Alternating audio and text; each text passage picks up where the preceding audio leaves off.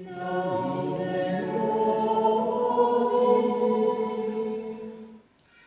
Seigneur soit avec vous.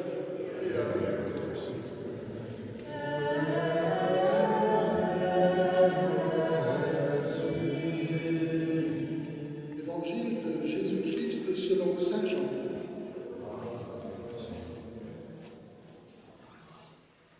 En ce temps-là, quand Lazare fut sorti du tombeau, beaucoup de Juifs qui étaient venus auprès de Marie et avaient donc vu ce que Jésus avait fait, crurent en lui.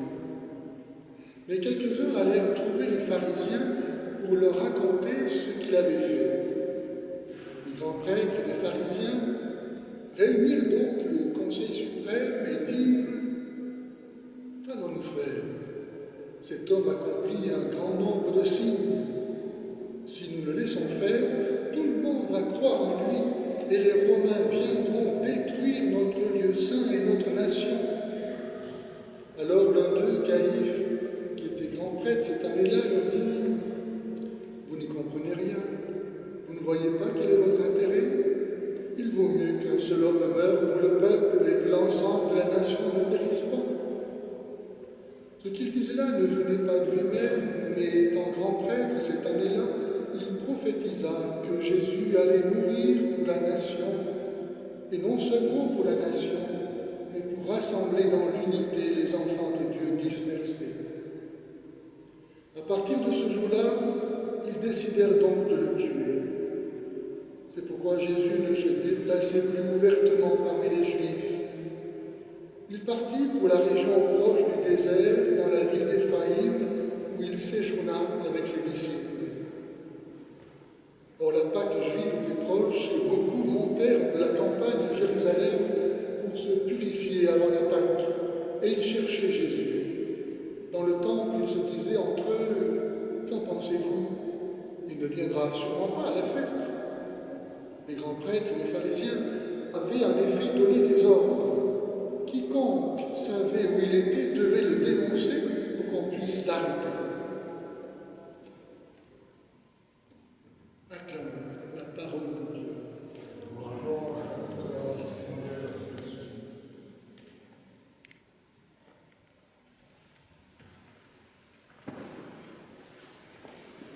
Chers frères et sœurs, chers amis, je vous remercie d'être ici ce matin, et en particulier M. Jacobet, qui est à l'origine de cette initiative, poursuivant avec une égale et imperturbable détermination l'œuvre du fondateur de SOS Torti.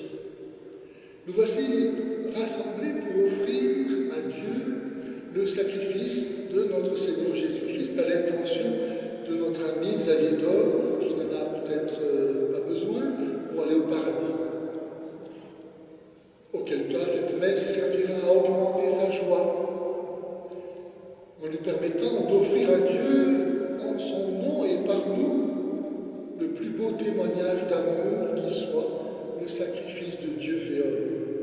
Et nous augmenterons encore sa joie en nous offrant nous-mêmes, membres du corps du Christ, par lui, avec lui et en lui, aux intentions du docteur d'Or et donc du combat pro-vie. Aussi étonnant que cela puisse paraître de prime abord, le combat pro-vie pour le docteur d'Or ne consistait pas d'abord à défendre la vie, mais la foi. Comme il le dit dans un entretien avec Martial Bild dans une émission sur Télé-Liberté. Tant la connaissance de Dieu lui paraissait la meilleure protection des enfants à naître.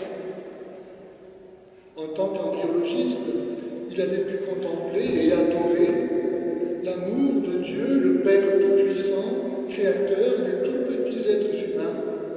Et il tirait de cette source d'émerveillement la raison de son amour pour eux.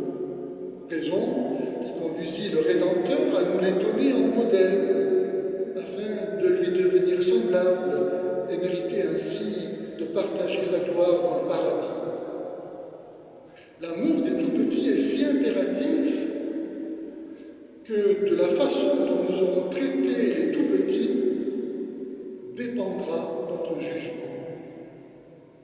Ce que tu as fait au plus petit, pas fait au plus petit, à moi non plus, tu ne l'as pas fait. Ainsi, après avoir contemplé l'œuvre du Père, découvert l'humilité du Fils, Xavier d'Or s'est-il offert à l'Esprit Saint pour qu'il le sanctifie dans l'amour et donc la défense des tout-petits.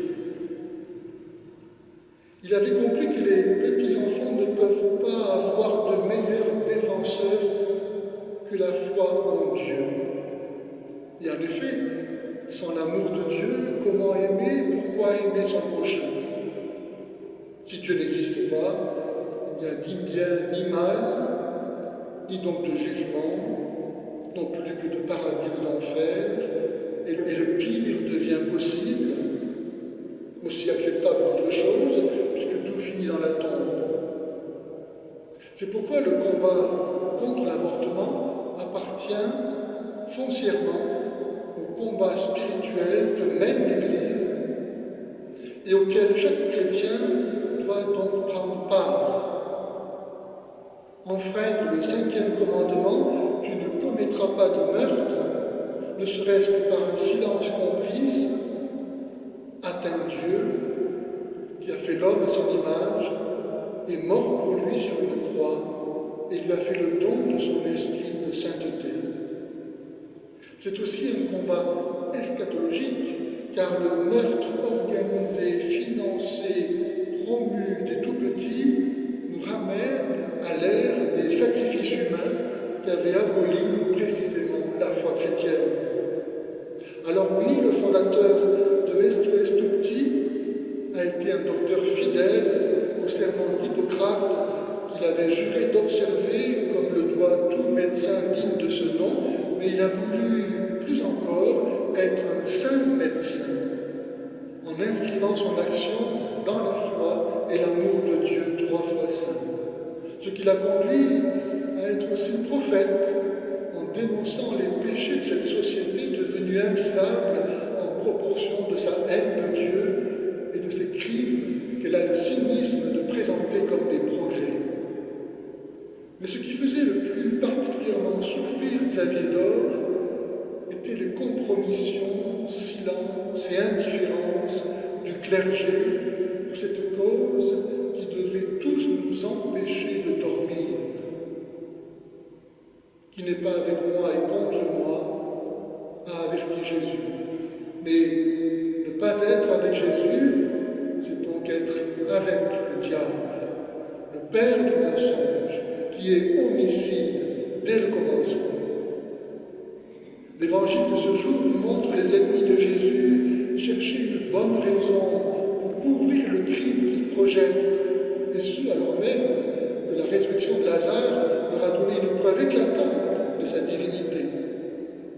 Jésus l'avait annoncé, quand bien même un mort ressusciterait, qu'ils ne seront pas convaincus. Ils osent faire de Jésus un séditieux, comme si Jésus se promenait entouré d'hommes en armes et prêchait la révolte contre Rome. Nous connaissons, nous aussi, des fausses bonnes raisons que se donnent les partisans de l'avortement pour justifier leurs crimes. Hier comme aujourd'hui, refuser de donner foi à Jésus transforme un assassin. Voilà qui illustre encore pourquoi le docteur d'Or entendait, comme un militant pro-vie, défendre non pas d'abord la vie, mais la foi. On voit en effet tant d'écologistes se battre pour sauver la vie des rats ou des vipères, mais ne pas lever le petit doigt pour sauver la vie des enfants à naître. Comment serait-il encore des êtres humains et non pas des démons? Combien le refus de la foi rend aveugle, menteur et assassin? Et comment ne pas évoquer à ce propos la haine, les insultes, les procès, les 11 condamnations par la justice républicaine que notre cher docteur a dû endurer avec la mansuétude qui le caractérisait pour avoir défendu la cause si pure de la vie des êtres humains les plus faibles et innocents qui soient. Tout homme qui brûle du désir de la gloire de Dieu est en effet exposé, comme Jésus, aux outrages des méchants qui haïssent sans raison. Jésus a honoré son Père en ne permettant pas à ses adversaires homicides de se proclamer enfants de Dieu. De même, nous dénonçons l'imposture des partisans du planning familial prétendant servir la vie et la famille alors qu'ils en sont les assassins. Nous rappellerons à la suite du Dr Dor que la pilule dite contraceptive elle-même a une fonction abortive et que la mentalité contraceptive est la première pourvoyeuse d'enfants à éliminer après en avoir fait des risques à éviter. Elle ne tue pas seulement les petits-enfants sous l'autel des démons de l'impureté et de l'égoïsme, mais d'abord l'âme de leurs parents et de ceux qui devraient les aider à assumer leurs responsabilités de parents et qui ne le font pas. Une question difficile que nous n'avons pas pu ne pas nous poser est celle du sort éternel de ces enfants assassinés. Le crime qui les a privés de la vie les prive-t-il aussi de la vision béatifique à laquelle tout être humain est appelé? La réponse qu'offraient les limbes n'a pas été retenue dans le magistère des derniers pontificats, qui préfèrent les confier à la miséricorde divine. Il me semble que la réponse se trouve dans le fait que Dieu, assumant toutes les étapes de la croissance humaine depuis la conception, a ainsi donné à chaque être humain, quel que soit son âge, de pouvoir jouir de la vision béatifique qui a toujours été la sienne depuis sa conception. Ainsi, moyennant le désir de baptême que l'Église a pour chaque être humain, nous pouvons espérer que ces petits êtres humains voient la gloire de Dieu.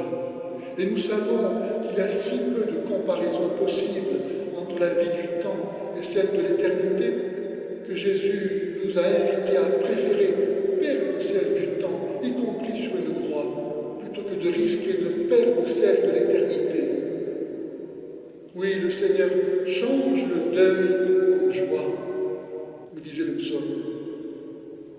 La foi n'est pas seulement le meilleur rempart pour les plus faibles et innocents d'entre nous, mais elle est le gage du salut que Dieu a annoncé par le prophète Ézéchiel dans la première lecture. Aussi, nous ne doutons pas que l'action de SOS Tutti soit féconde en proportion de la foi de ses membres. Et même si nous avons l'impression de prêcher dans le désert, nous continuerons à le faire, parce que nous savons qu'en Jésus, nous sommes déjà les grands vainqueurs.